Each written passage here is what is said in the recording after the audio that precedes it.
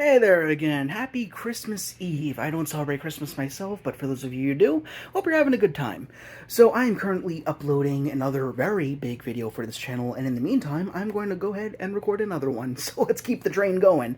And I'm actually going to do this video a little bit differently. There's a topic I wanted to discuss, but there's something I remember I read in the past which would help to kind of inform this video, and I promise you this will be a short one. So Emilia Clarke, very good actress, I really like her work, she said a quote once that I remember circulating on the internet a few times, and it's short but concise. She said, "Never trust anyone who has a TV bigger than their bookshelf."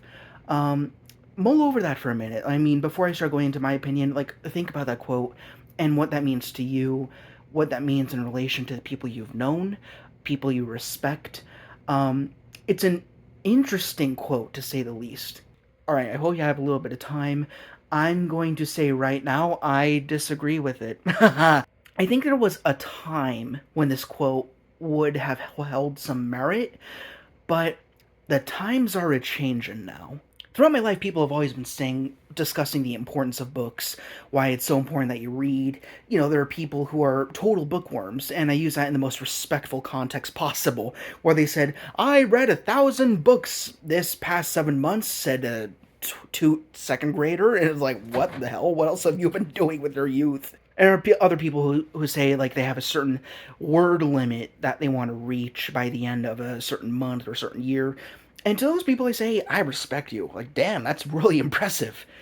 Just the fact that people are so committed to literature and they want to read and they want to learn, they want to hear different stories or perspectives, certain authors, that's great. But at the same time, that doesn't necessarily mean they're the smartest people in the world, right? There are a variety of counter arguments to what Emilia Clarke says here. Again, never trust anyone who has a TV bigger than their bookshelf. Whoever has a TV monitor bigger than their collection of literature is a less reputable source of information. And I don't believe that is true. Again, if you like books and you love reading and you got a word count or you got a book count, that's totally fine. But it's not to say that people who are like that are the pinnacle of truth. You know what I mean? I'm a philosophy major, and I mentioned in the video that's uploading right now, I achieved an award for excellence in philosophy and religious studies. However, I wouldn't call myself a reader, necessarily. In fact, as a child, I struggled immensely with reading anything. I was very slow to not just the act of reading itself, but picking up certain messages and ideas. I remember getting some reports back from my teachers in my grade school days, and they said my biggest issue was with inferring, picking up certain notes which aren't flat out stated in a story or in some sort of text about current events or whatever have you. But as I grew up, of course, I improved in terms of my ability to read, pick up subliminal messaging within a text and stuff like that. And of course, I now have things I prefer to read, things I don't like to read. And now I have graduated from college and I achieved an award that no one else could have possibly gotten in my year. I was the only one who was able to get the award for excellence in philosophical and religious studies. I was the one, and that's it. However, the volume of books that I've read during a certain span of time from my elementary school days till now has not increased. In fact, it may have decreased. I only ever read a book, or have only ever read a book, because I don't now, when a school has asked me to. I don't read a book on my own. There's a few reasons for that. First of all, there's other ways I prefer to spend my time. I actually prefer writing over reading. I like playing around with words, no matter what I'm writing, whether it's philosophy or storytelling. I like experimenting with tone, using certain languages, using certain imagery, and just experimenting with that on the page. Well, on the computer, rather, because I prefer typing over writing by hand, because my handwriting is an absolute abomination. I will not subject you to that. And the second reason is because throughout my life, I've actually found that I am a better learner when it comes to visuals and sound, aka movies and shows. I learn better from TV than I do from books.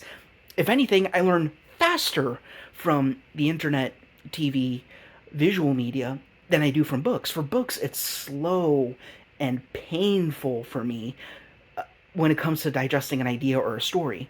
When I'm reading a book, I find myself missing out on details. I have to flip back several pages to figure, wait, how did that character get to there? Or like, wait, she died? How did she die? Like, books aren't enough for me. Novels especially. If there's no pictures, forget about it. And especially these days, like, again, I mentioned on various times, I'm on the autistic spectrum. I've got Asperger's.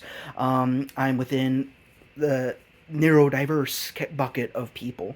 And I'm not saying this is exclusive to neurodiverse individuals, but we have learning differences. We learn in different ways. There are some people who carry a tablet around with them at all times. I remember in college there were some people where before a lecture begins they ask, before the professor starts talking, can I record what you say? And they say, yeah, sure, go ahead. And that's because they learn better through auditory cues, through spoken word, rather than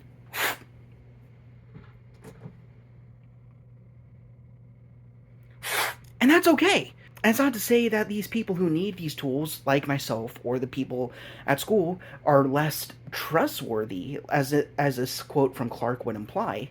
And on top of that, it's not to say that we're less knowledgeable. I think that's an unfair statement. That's an unfair thing to say. It's an interesting quote, and in a different world, I think it would have been more accurate. But knowing what we know now, knowing that there are people who have learning differences, who aren't necessarily less intelligent, but simply they get their knowledge through different medium, because of that, this quote is kind of illegitimate. I don't think it works. I mean, let me know what you think, but knowledge is not necessarily exclusively obtained through one medium only. I think that's totally unfair. To reiterate, I graduated from college. I earned an exclusive reward, which is reserved for a single student in a field that was dying. And I got that. And I do not read as a pastime, ever. I mean, yeah, there are little things like I'll read a quote or a brief little article on Star Wars or whatever on the internet, but I'm not going to pick up a book. I'm not going to be happy if you give me a book. Believe me on that. I will be very apathetic when I receive a book. Even if it's from an author I do like Nietzsche or Bentham or whoever, I'm going to be like, I like the material, but this isn't how I prefer to learn. Like, I've constantly been suggested Stephen King because I've got such an affiliation with horror and stuff like that. And I respect the author, of course, he's a great guy. And I love the movies, but then again, I prefer the movies. Even if they're inaccurate from the book, which I understand, I just get a better, more fulfilling, and quick experience from a movie. I think another thing for me is the speed at which the knowledge is received. For a book, I have always been a slow reader. I read at the same speed at which that I speak. And reading is pretty slow. And not very fast at all. So if you're reading at the same pace at which you're speaking, you're not going to pick up as much of the details. At least I certainly don't.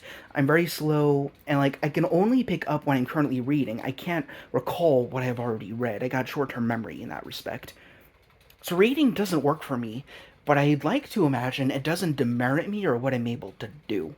And that goes for everyone else. I'm sure there are tons of brilliant people in NASA building rockets, who don't read as a pastime, but they're probably smarter than you, right? Fooling. I mean, that's kind of a segue into my main point of this video here.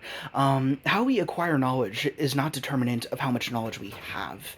I don't think you can quantify it that way. I've always compared an artist to a plumber. Both of them are very brilliant people, very good at what they do, but just because one does something that's different from another person, it doesn't necessarily mean that one is smarter than the other. I think that's always unfair to say. I think the only time where you can outright say that somebody is less intelligent is because they outwardly do not seek knowledge. They don't want to learn, or they regress. They make stupid decisions. That is someone who is less intelligent. But aside from that, I think it's impossible to quantify intelligence, especially when we're thinking about through which medium we acquire our knowledge. Yeah, I think everyone's got something to bring to the table. I hope I have something to bring to the table and you're enjoying it. I imagine you have something to bring to the table as well. And once again, doesn't matter if you're learning from TV or from books. There could be bad information on TV just as much as there could be bad information on books. One of the books I hate the most, don't know the title of it, don't even remember who wrote it, but it was a certain book which explained how autism exists because of vaccines, which is not true. It's already been debunked, but people still believe in what the book said. Curious. Let's put it this way. Let's say that somebody had that book being the only book on their bookshelf, a false book, all with illegitimate information, but they have a TV that's just a little bit smaller than the width of the spine of that book.